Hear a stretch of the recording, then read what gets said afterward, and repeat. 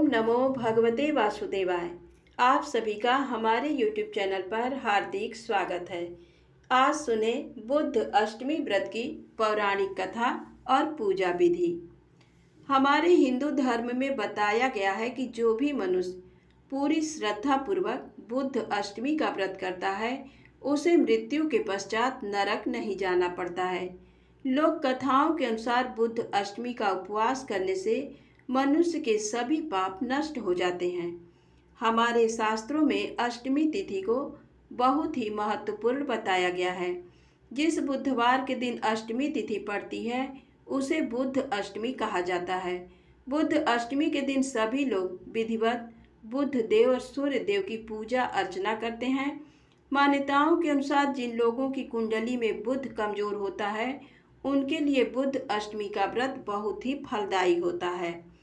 बुद्ध अष्टमी का व्रत करने के लिए व्यक्ति को प्रातः काल उठकर किसी पवित्र नदी में स्नान करने के पश्चात पूजा का संकल्प लेना चाहिए। अगर आपके घर के आसपास कोई नदी नहीं है तो अपने नहाने के पानी में थोड़ा सा गंगा जल मिलाकर स्नान करें। ऐसा करने से आपको गंगा स्नान जितना ही पुण्य प्राप्त होगा। अब एक कलश में गंगा जल भरकर अपने घर के पूजा कक्ष में स्थापित करें। बुद्ध अष्टमी के दिन बुद्ध देव की पूजा के साथ बुद्ध अष्टमी की कथा भी अवश्य सुननी चाहिए। व्रत का संकल्प लेने के पश्चात बुद्ध ग्रह की विधिवत पूजा अर्चना करनी चाहिए। बुद्ध अष्टमी के दिन भगवान को भोग लगाने के लिए 8 प्रकार के पकवान बनाने चाहिए और इन्हें बांस के पत्तों में रखकर भगवान को भोग लगाना चाहिए। इस भोग को फल फूल धूप आदि के साथ बुद्ध देव को चढ़ाना चाहिए। पूजा खत्म होने के पश्चात भगवान पर चढ़ाए गए भोग को परिवार के सभी लोगों के साथ मिलकर ग्रहण करना चाहिए। बुद्ध अष्टमी के दिन अपने घर को अच्छी तरह से साफ सुथरा करके अपने इष्ट देव की पूजा करनी चाहिए। इस दिन भगवान गणेश की भी पूजा की जाती है। बुद्ध अष्टमी के दिन भगवान गणेश की पूजा करना भी शुभ माना जाता है। जो भी मनुष्य पूरे विधि विधान से बुद्ध अष्टमी का व्रत करता है उसके 7 जन्मों के पाप नष्ट हो जाते हैं। बुद्ध अष्टमी के दिन मंत्र जाप अवश्य करना चाहिए। ओम बुद्धाय नमः या फिर गणेश जी के मंत्रों का जाप करना चाहिए। बुधवार के दिन गाय को हरी घास खिलाने से भी भगवान गणेश प्रसन्न होते हैं और बुद्ध दोष का असर कम होता है। बुद्ध अष्टमी के दिन स्नान करने के पश्चात किसी मंदिर में जाकर गणेश जी को दूर्वा चढ़ाएं। अगर आप भगवान गणेश को दूर्वा की 11 या 21 गांठ चढ़ाते हैं तो इससे आपको बहुत जल्द फल प्राप्त होगा। अब आइए सुनते हैं बुद्ध अष्टमी व्रत की पौराणिक कथा। विदेह राजाओं की नगरी मिथिला में निमि नाम के एक राजा थे। वे शत्रुओं द्वारा लड़ाई के मैदान में मार डाले गए। उनकी स्त्री का नाम उर्मिला था। उर्मिला जब राज्यच्युत एवं निराश्रित हो इधर उधर घूमने लगी तब अपने बालक और कन्या को लेकर वह अवंती देश चली गई और वहां एक ब्राह्मण के घर में कार्य कर अपना निर्वाह करने लगी। वह विपत्ति से पीड़ित थी। गेहूं पीसते समय वह थोड़े से गेहूं चुरा कर रख लेती और उसी से क्षुधा से पीड़ित अपने बच्चों का पालन करती। कुछ समय के बाद उर्मिला का निधन हो गया। उर्मिला का पुत्र बड़ा हो गया। वह अवंती से मिथिला आया और पिता के राज्य को पुनः प्राप्त कर शासन करने लगा। उसकी बहन श्यामला विवाह योग्य हो गई थी। वह अत्यंत रूपवती थी। अवंती देश के राजा धर्मराज ने उसके उत्तम रूप की चर्चा सुनकर उसे अपनी रानी बना लिया। एक दिन धर्मराज ने अपनी प्रिया श्यामला से कहा, वैदेही नंदिनी, तुम और सभी कामों को तो करना, परंतु ये 7 स्थानों जिनमें ताले बंद हैं इनमें तुम कभी मत जाना। श्यामला ने बहुत अच्छा कहकर पति की बात मान ली। उसके मन में कुतूहल बना रहा। एक दिन जब धर्मराज अपने किसी कार्य में व्यस्त थे तब श्यामला ने एक मकान का ताला खोलकर वहां देखा कि उसकी माता उर्मिला को अति भयंकर यमदूत बांधकर तप्त तेल के कड़ाह में बार बार डाल रहे हैं। लज्जित होकर श्यामला ने वह कमरा बंद कर दिया।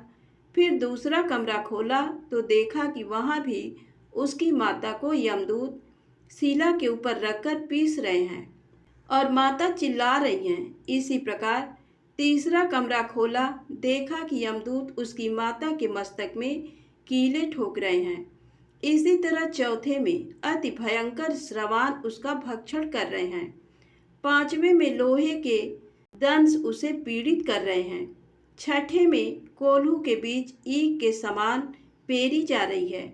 और सातवें को खोलकर देखा तो वहाँ भी उसकी माता को हजारों कृमि भक्षण कर रहे हैं और वह रुधिर आदि से लथपथ हो रही है। ये देखकर श्यामला ने विचार किया कि मेरी माता ने ऐसा कौन सा पाप किया जिससे वह इस दुर्गति को प्राप्त हुई। ये सोचकर उसने सारा वृत्तांत अपने पति धर्मराज को बताया। धर्मराज बोले, प्रिय, मैंने इसीलिए कहा था कि ये 7 ताले कभी न खोलना, नहीं तो तुम्हें वहाँ पश्चाताप होगा।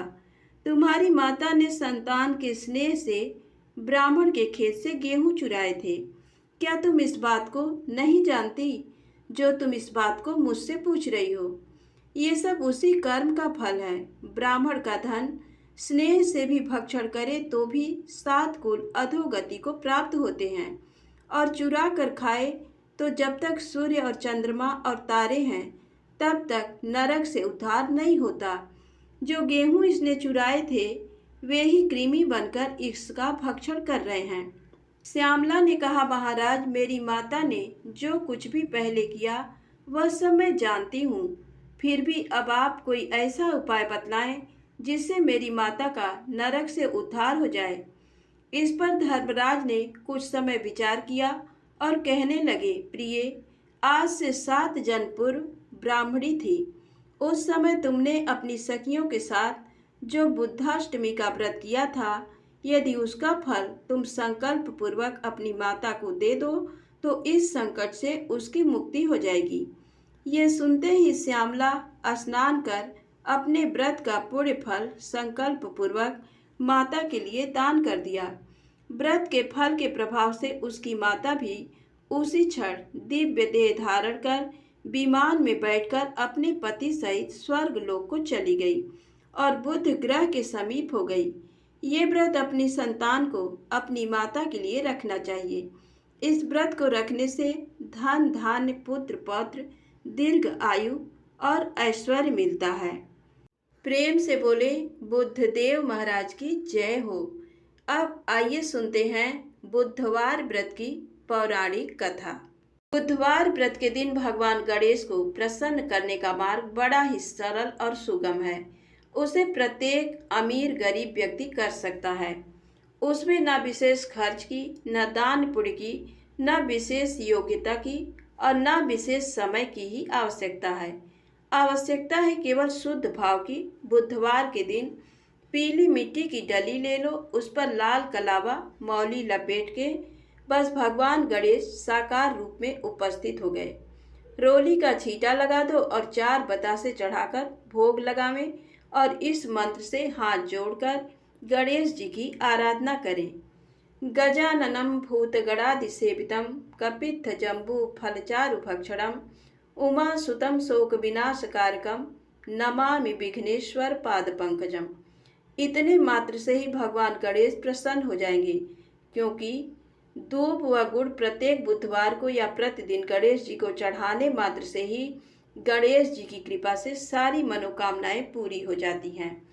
बुधवार व्रत करने की इच्छा वाले स्त्री या पुरुष को बुधवार को प्रातःकाल उठकर नित्य कर्म संपन्न कर पवित्र जल से स्नान कर शुद्ध वस्त्र धारण करें तथा गंध पुष्प दीप कपूर कुमकुम एवं विभिन्न नैवेद्य से भक्तिपूर्वक भक्तों पर वात्सल्य भाव रखने वाले भगवान गजानन की भक्तिपूर्वक पूजा करनी चाहिए। भगवान गणेश को मोदक अति प्रिय है, हरा रंग भी अति प्रिय है, अतः आप हरे वस्त्र पहने कम से कम 7 बुधवार तक ये व्रत करना चाहिए।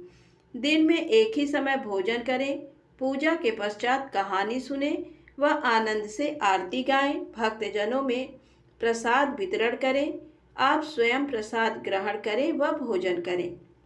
अब आइए जानते हैं बुधवार व्रत की कथा। बुधवार व्रत के दिन एक व्यक्ति अपनी पत्नी को विदा करवाने अपने ससुराल गया।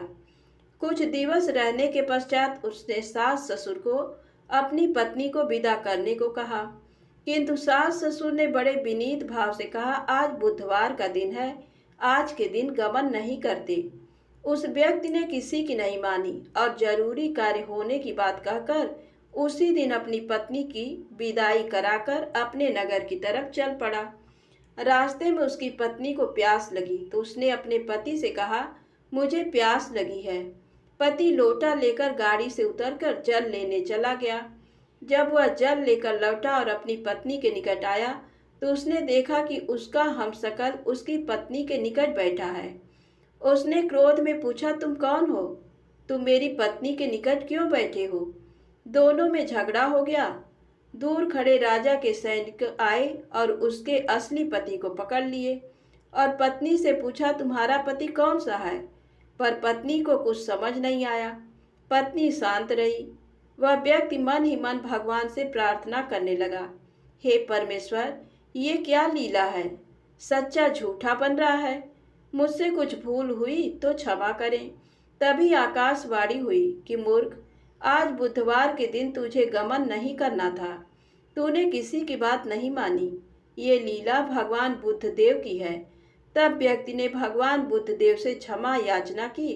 तब मनुष्य रूप में आए भगवान बुद्धदेव अंतर्ध्यान हो गए। पति प्रसन्नता पूर्वक अपनी पत्नी को लेकर अपने घर चला आया। दोनों पति पत्नी नियम पूर्वक बुधवार का व्रत करने लगे। जो व्यक्ति नियम पूर्वक बुधवार की कथा पढ़ता सुनता है उसको बुधवार के दिन यात्रा करने का दोष नहीं लगता, तथा जो जिस मनोकामना से व्रत करता है भगवान गणेश उसकी सभी मनोकामनाएं पूरी करते हैं। तो प्रेम से बोले, बुद्धदेव भगवान की जय हो, गणेश जी भगवान की जय हो।